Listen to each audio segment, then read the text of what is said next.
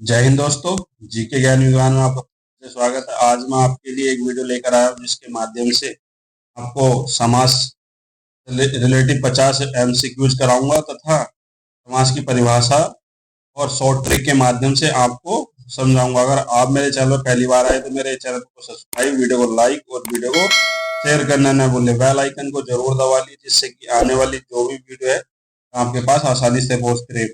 समास एक ऐसा टॉपिक है हिंदी का जिससे हर प्रश्न तो जो भी परीक्षा होती है उसमें 1 से 2 क्वेश्चन समास का जरूर मिलता है। इसलिए मैं आज आपके लिए इस टॉपिक पर एक वीडियो बनाकर लेकर आया हूँ। शुरू करते हैं आज की जो वीडियो है। समास समास क्या मतलब, समास की परिभाषा क्या है। अगर समास की परिभाषा ही अगर पूछ लिया है तो उसके लिए आपको पता होना चाहिए कि समास की परिभाषा क्या है। दो या दो से अधिक शब्द जब अपने विग्रह रूप में लंबे होते हैं, जब दो शब्द हैं वह अपने विग्रह रूप में लंबे होते हैं तो उन्हें संक्षिप्त कर एक शब्द में प्रकट किया जाता है। कहने का तात्पर्य यह है कि जब दो शब्द है और वो विग्रह होके अलग अलग होकर लंबा रूप ले लेते हैं, लेकिन उसको छोटा करने के लिए जो शब्द प्रकट किया जाता है तो उसे समास कहा जाता है। शाब्दिक अर्थ जो समास का वह संक्षेप हो जाए। कई बार क्वेश्चन रिपीट हुआ कि समास का शाब्दिक शब्द हो जाएगा तो संक्षेप हो जाएगा।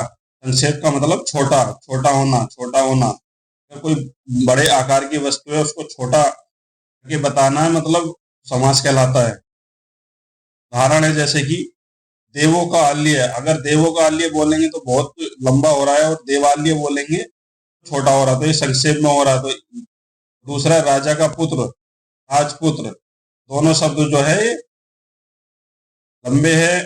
देवों का आल्य और ये इनका संक्षिप्त रूप है। तो इसलिए जो भी वह दो से अधिक शब्द अपने विग्रह रूप में लंबे होते हैं मतलब तो उनकी लंबाई ज्यादा होती है, तो इसलिए उसको एक छोटा शब्द देने के लिए जो होता है उसे समास कहा जाता है। समास के जो प्रकार हैं, कितने प्रकार है, कई बार क्वेश्चन रिपीट है। समास के कितने प्रकार है? 6 प्रकार के होते हैं। समास 6 प्रकार के होते हैं। सभी 6 प्रकार को हम परिभाषा और ट्रिक के माध्यम से आपको बताऊंगा मैं अभी। सबसे फर्स्ट में अव्ययभावी समास। अव्ययभावी समास की जो है की जो परिभाषा है, जब समस्त पद का अर्थ अवयव या क्रिया विश्लेषण उपसर्ग पर आश्रित हो। तो समस्त पद का जो अर्थ है वो अवयव हो या क्रिया विशेषण उपसर्ग पर आश्रित हो, वही प्रधान हो, वह अव्ययभावी समास कहलाता है। जैसे कि उदाहरण है इसका यथाशक्ति, उपयुक्त। ट्रिक इसका ये हो जाएगी कि जहां अर्थ है जैसा है वैसा के अनुसार लगे अव्ययभाव कहलाता है। इसमें जो पहला पद जो होगा जैसे कि यथा, यथा जो है प्रधान है। इसकी जो प्रमुख विशेषता है कि पहला जो शब्द है वही प्रधान होता है और वो अवयव पर आश्रित होता है।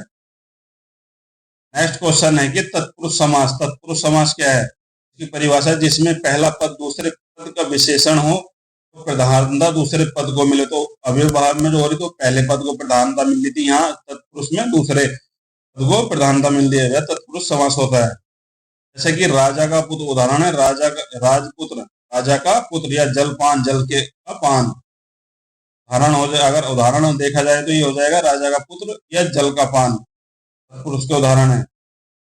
जहां किसका, किसके लिए, किससे ऐसे प्रश्न बने वहां तत्पुरुष समास होएगा, तत्पुरुष समास होएगा। नेक्स्ट क्वेश्चन है कर्मधारय समास तत्पुरुष का उपभेद। कर्मधारय जो समास है वो तत्पुरुष का ही उपभेद है, लेकिन इसको अलग माना गया कर्मधारय समास को तत्पुरुष से। जब विशेषण और विशेष्य एक साथ मिलकर कोई विशेष अर्थ दे, विशेषण और विशेष्य जब मिलकर एक साथ मिलकर कोई विशेष अर्थ दे तो उसे कर्मधारय समास कहलाते हैं, कर्मधारय समास कहलाते हैं। उदाहरण इसका हो जाएगा नील कमल, नीलाय कमल और राजश्री, राजा प्लस ऋषि। ठीक है। इसकी जहां किसी वस्तु का गुण, रूप, अवस्था बताया जाए, अगर किसी वस्तु का गुण, रूप या अवस्था बताई जा रही तो वहां पर कौन सा समास हो जाएगा? तो कर्मधारय समास हो जाएगा, कर्मधारय समास हो जाएगा। नेक्स्ट क्वेश्चन है दीर्घ समास। तत्पुरुष का उपभेद है ये भी। अगर क्वेश्चन में पूछा जाएगा तत्पुरुष का कौन सा उपभेद है, कर्मधारय और दीर्घ समास जो है दोनों तत्पुरुष का उपभेद है। तत्पुरुष की जो परिभाषा है वह है जिसमें पहला पद संख्या परिमाण हो पहला अगर दीर्घ समास है तो उसमें जो पहली संख्या जो होगा, पहला जो पद होगा वो संख्या होगी, संख्या है परिमाण होगा, और दूसरे और प्रधानता दूसरे पद की हो, तो प्रधानता किसकी हो, दूसरे पद की हो, फिर दीर्घ समास कहते हैं। तो इसका शॉर्ट ट्रिक है यही है कि अगर किसी में संख्यावाचक संख्या अगर दिख रही है, जैसे कि उदाहरण है चतुर्वेदी, इसमें चतुर क्या होगा, चार वेद, त्रिलोकी, तो इसका त्रि का मतलब क्या होता है, तीन होता है, चतुर क्या चार होता है। ये संख्यावाचक संख्या दिख रही है, तो इसीलिए इसको दीर्घ समास का उदाहरण है, दीर्घ समास होएगा। जहां संख्या गिनती दिखे तो वहां पर दीर्घ समास लगा देना एकदम, ना सोचे समझे, जहां भी संख्या और गिनती, संख्या या गिनती दिखे ना जहां पर भी, तो वहां दीर्घ समास हो जाएगा। बहुत ही शॉर्ट ट्रिक है इसकी। और द्वंद्व समास, अगला समास है द्वंद्व समास, जिसकी परिभाषा है जिसमें दोनों पद समान महत्व रखते हो, दोनों पद जिसमें समान महत्व रखते हो, अर्थ है और जोड़कर ये निकले हों, योजक चिन्ह, योजक चिन्ह का योजक चिन्ह बीच में हो तो उसको क्या कहते हैं, उसे द्वंद्व समास कहते हैं। जैसे राम लक्ष्मण है, सुख दुख है, दिन रात है, ये क्या हो जाएंगे, द्वंद्व समास के उदाहरण हो जाएंगे। देखिए जहां और लगाकर अर्थ बने हो, तो वहां पर जहां और लगाकर अर्थ बने हो, जैसे राम और लक्ष्मण, राम और लक्ष्मण हो जाएगा। दिन और रात, दिन और रात हो जाएगी, दिन और रात, इसके उदाहरण है। अगर दिन दिन आ रहा, दिन दिन दिन दिन अगर पूछा है, रात रात पूछी है, उसमें कौन सा समास हो जाएगा, उसमें हो जाएगा अव्ययवाही समास, अव्ययवाही समास हो जाएगा उसमें। नेक्स्ट क्वेश्चन है विभुव्रीहि समास, जो इसकी परिभाषा, जब बने हुए समस्त पद का अर्थ दोनों पदों से हटकर किसी तीसरे व्यक्ति या वस्तु पर जाए तो उसे विभुव्रीहि समास कहलाते हैं। अगर जो शब्द बन रहा है, दो शब्द मिलकर बन रहे, वो उनसे हटकर तीसरे वस्तु या व्यक्ति पर जाए तो उसे विभुव्रीहि समास कहते हैं। उदाहरण जैसे हो जाएगा इसका, नीलकंठ, जिसका कंठ नीला हो तो उसे क्या बोलते हैं, शिव बोलते हैं। पीताम्बर, जिसका अर्थ पीला हो तो उसको क्या बोलते हैं, कृष्ण बोलते हैं। इसकी हो जाएगी जहां अर्थ किसी तीसरे पर जाए, मतलब कि दोनों से कोई मतलब ना और तीसरे पर अर्थ जाए, तो जैसे कि नीलकंठ है तो नीलकंठ का कोई नील पे भी नहीं है और कंठ पे भी कोई इनका मतलब प्रभाव नहीं है। और तीसरा जो क्वेश्चन बनना है कि नीलकंठ, जिसका कंठ है नीला, जिसका कंठ है नीला तो कौन है, वो शिव है। जिनका जो कंठ नीला है वो कौन है, शिव है। दोस्तों ये इनकी समाज की जो थी परिभाषा थी और शॉर्ट ट्रिक थी। अब हम समाज के महत्वपूर्ण 50 प्रश्न क्विज लगाते हैं। अगर आप मेरे वीडियो पर बने हैं अभी तक तो मेरे साथ ये क्विज अवश्य लगा, और जितने क्वेश्चन आप सही कर पा रहे हो प्लीज कमेंट में अवश्य बताएं, जिससे कि मुझे भी पता लगे कि जिन जिनके पास मेरा वीडियो पहुंच रहा है उनको मेरा वीडियो अच्छा लग रहा है या उनका कैसे समझा पा रहा हूँ। दोस्तों शुरू करते हैं आज की जो वीडियो का। जो पहला क्वेश्चन है, नीलकमल किस समास का उदाहरण है। अभी मैंने ये पीछे जो अभी जो भी परिभाषा बताई है उसमें नीलकमल का उदाहरण था, तो नीलकमल किसका है, कर्मधारय का।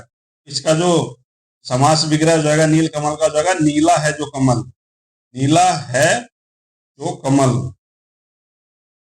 है जो या के समान अगर किसी में मिला बीच में, है जो या के समान अगर समास विग्रह करते हुए मिला तो कौन सा हो जाएगा, कर्मधारय समास हो जाएगा। ऑप्शन बी इस क्वेश्चन का सही आंसर हो जाएगा। नेक्स्ट क्वेश्चन है, यथाशक्ति किस समास का उदाहरण है। यथाशक्ति जो है वो इसका सही आंसर हो जाएगा, अव्ययभाव समास का है, अव्ययभाव समास का यथाशक्ति। नेक्स्ट क्वेश्चन, राम लक्ष्मण किसका उदाहरण है।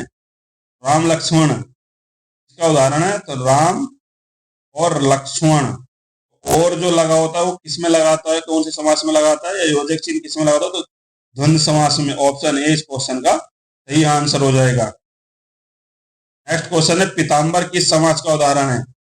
कई बार क्वेश्चन रिपीट हुआ है कि पीताम्बर किस समास का उदाहरण, अगर किसका समास विग्रह किया जाएगा पीताम्बर का, तो पीला, पीला है जो अंबर, पीला है जो अंबर, इस क्वेश्चन का सही आंसर जो हो जाएगा वो बहुब्रीहि हो जाएगा, बहुब्रीहि। ऑप्शन ए इस क्वेश्चन का राइट आंसर हो जाएगा। नेक्स्ट क्वेश्चन है, चतुर्वेदी किस समास का है। चतुर्वेदी किसको हो, तो इसमें चतुर्वेदी जो है वो ऑप्शन ए इस क्वेश्चन का सही आंसर। और चतुर क्या है, एक संख्या का बोध करा रहा, संख्या का बोध करा रहा। कौन संख्यावाचक कौन सा होता है? तो दीर्घ समास होता है, दीर्घ समास। नेक्स्ट क्वेश्चन है दिन रात किसका उदाहरण है? तो दिन और रात हो जाएगा दिन और रात इसका, तो दिन और रात किसका है? तो द्वंद्व समास का है। ऑप्शन बी इस क्वेश्चन का राइट आंसर हो जाएगा। नेक्स्ट क्वेश्चन है नीलकंठ किसका उदाहरण है?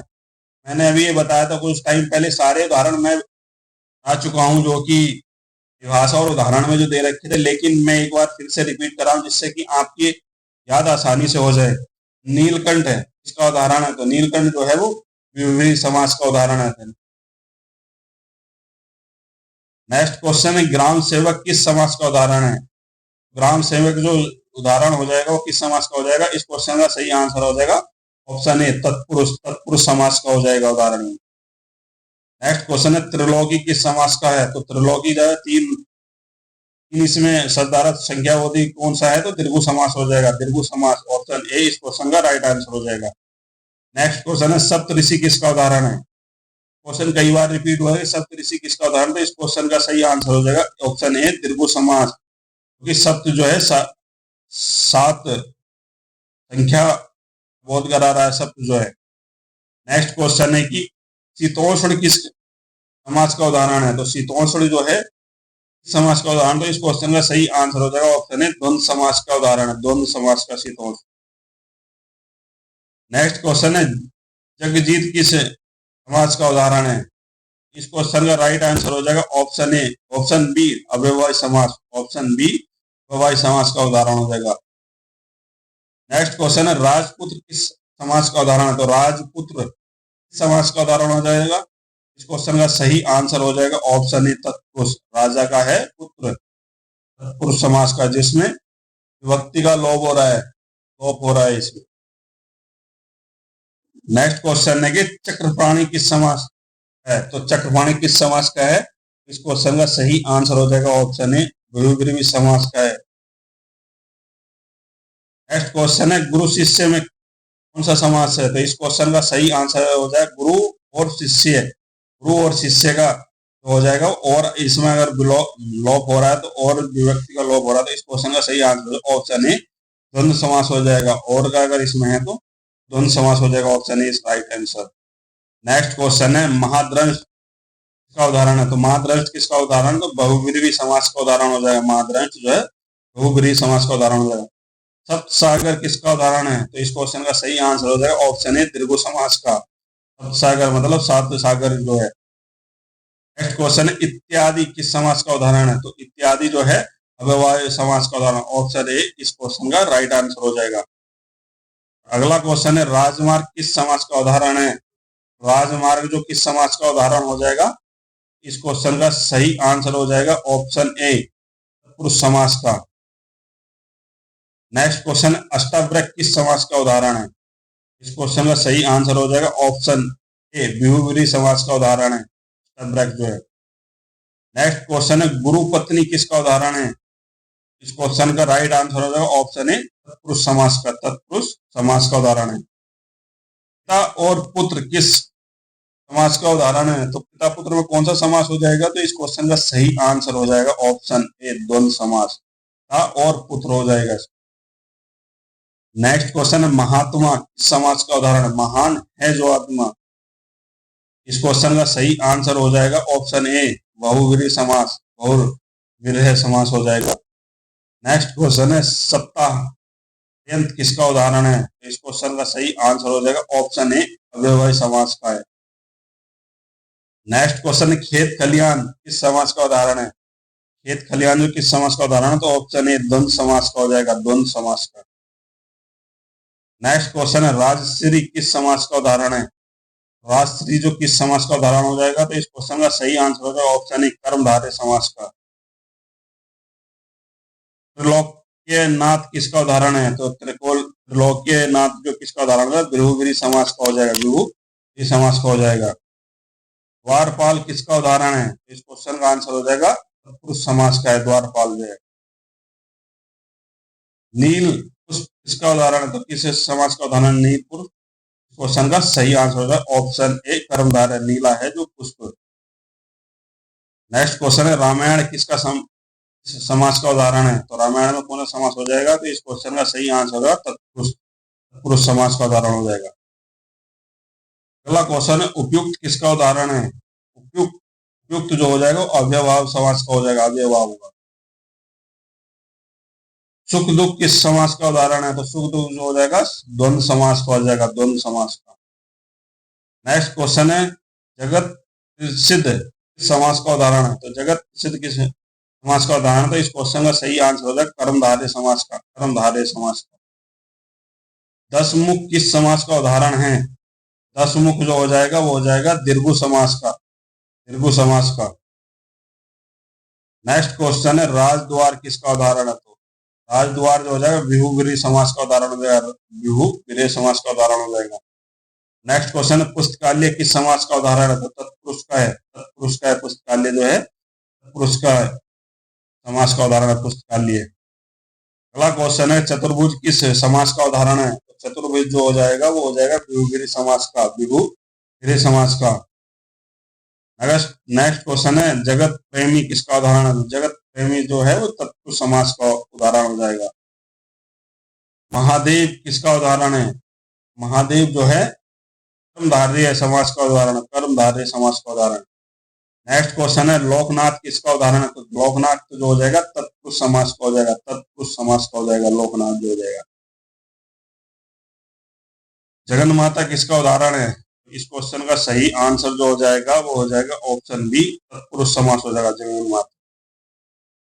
नेक्स्ट क्वेश्चन है द्वारका नाथ किस समास का उदाहरण है? तो द्वारका नाथ जो है विभुगिरी समास का, विभुगिरी समास का उदाहरण हो जाएगा द्वारका नाथ। नेक्स्ट क्वेश्चन सहस्त्र शीर्ष किसका उदाहरण है? तो सहस्त्र शीर्ष जो किसका उदाहरण हो जाएगा वो दीर्घु समास का होगा, दीर्घु समास का हो जाएगा।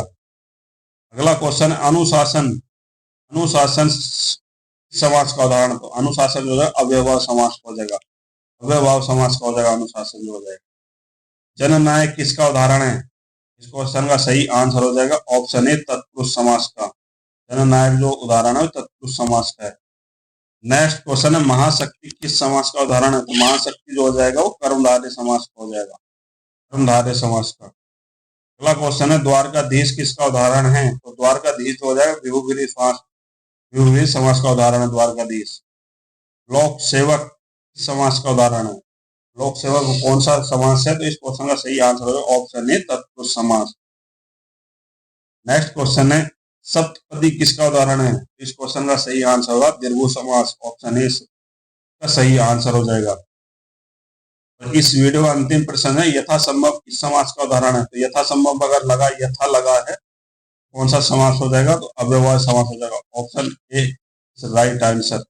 दोस्तों ये महत्वपूर्ण 50 प्रश्न थे जो कि मैंने समास के रिलेटिव आपको इस वीडियो के माध्यम से कराए हैं, ये परिभाषा और बाद में ये 50 क्विज भी लगवाए हैं।